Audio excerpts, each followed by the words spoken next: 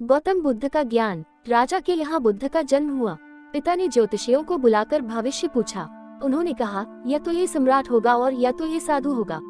एक तरह से देखा जाए तो सच्चा सम्राट भीतर से साधु ही होता है। जब ज्योतिषियों की भविष्यवाणी राजा ने सुनी तो वे घबरा गए कि मेरा बेटा साधु हो जाए, ऐसा ठीक नहीं होगा। राजा ने पूछा, कोई उपाय बताएं, क्योंकि मैं चाहता हूँ कि राजा का पुत्र राजा ही बने। ज्योतिषियों ने कहा कि इसका लालन पालन व पूरा जीवन बड़ी सावधानी में बिताना होगा। अर्थात आपका पुत्र सिद्धार्थ कभी किसी बूढ़े व्यक्ति को न देखे, कभी किसी बीमार व्यक्ति को न देखे और कभी किसी मरे हुए व्यक्ति को न देखे। जब तक ऐसा होगा तब तक वे राजा ही बने रहेंगे। अगर ऐसा नहीं हुआ तो वे साधु बन जाएंगे।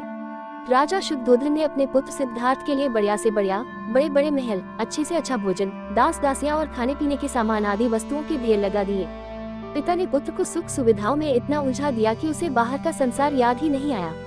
शुद्धोधन ने समझ लिया कि अब इतने सुखों के आगे साधु बनने का प्रश्न ही उपस्थित नहीं होता। वे निश्चित हो गए। राजा शुद्धोधन ने बिल्कुल पक्की व्यवस्था कर रखी थी कि उनका पुत्र सिद्धार्थ जीवन में कभी भी वृद्ध, बीमार और मृतक व्यक्ति को देख न सके, क्योंकि वे अपने पुत्र को खोना नहीं चाहते थे। सिद्धार्थ का जीवन ऐश्वर्य और सुख सुविधाओं में बीत रहा था। उनके जवान होने पर एक सुंदर कन्या यशोधरा से उनका विवाह हो गया। विवाह हो जाने पर शुद्धोधन की आधी चिंता मिट गई। अब तो शादी हो गई, अब कहाँ जाएगा?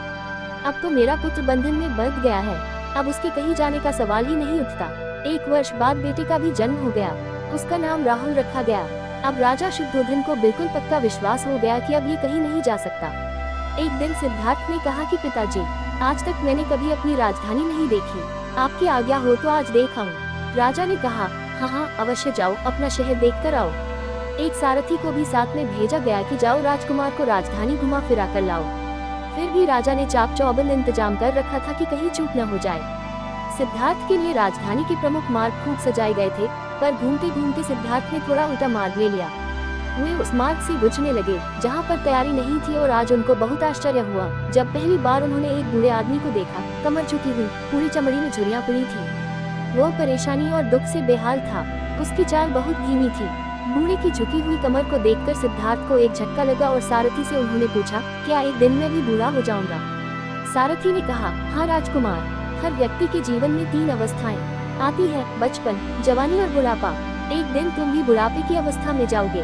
हे राजकुमार, ये संसार का नियम है, चाहे गरीब हो या अमीर, सबका शरीर शिथिल अर्थात बूढ़ा होता है। राजकुमार सोच में पड़ गया। सारथी ने रथ को आगे बढ़ाया तो कुछ दूरी पर एक बीमार व्यक्ति मिला जो रोगों से घिरा हुआ था। उस पीड़ित व्यक्ति को देखकर राजकुमार का मन बहुत ही दुखी हुआ। राजकुमार ने पूछा, इसको क्या हुआ है? सारथी ने कहा, ये व्यक्ति बीमार है, इसलिए ही कराह रहा है। इस संसार में दुख और सुख दोनों है। यह अपने अपने भाग्य की बात है कि कोई दुखी है और कोई सुखी है। क्या मैं भी कभी बीमार हो सकता हूँ? सारथी ने कहा, आप यह विचार अभी छोड़ दें। समय बड़ा बलवान होता है। ये सारी बातें कर्मों पर निर्भर करती हैं। चाहे राजा हो या रन, सुख दुख सब पर आते हैं। अगर शरीर में कोई रोग आना है तो वह आएगा। ये सब सुनकर राजकुमार सोच में पड़ गया। सारथी ने रथ को कुछ आगे बढ़ाया तो सामने से 4 कंधों के ऊपर एक अर्दी को जाते हुए देखा। राजकुमार ने ऐसा पहली बार देखा था। उसने सारथी से पूछा, यह क्या है? यह आदमी मर गया है, यह मुर्दा है। जो व्यक्ति मर जाता है उसको बांधकर शमशान भूमि में ले जाते हैं, फिर वहाँ पर उसे जला दिया जाता है।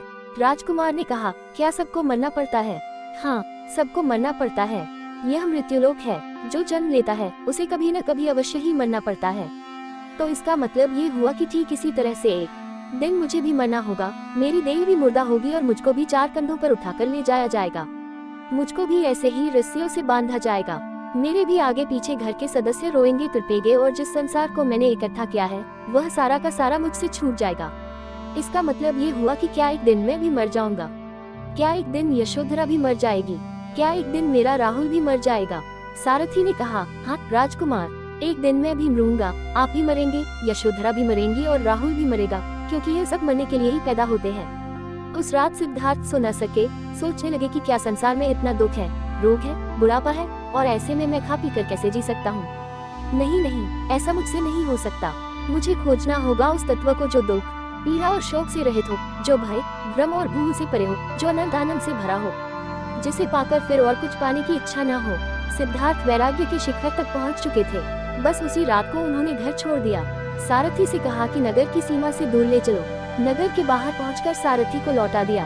फिर कई दिनों तक वन में चलते गए। एक घने पीपल के वृक्ष के नीचे आसन लगाकर ध्यान में लीन हो गए।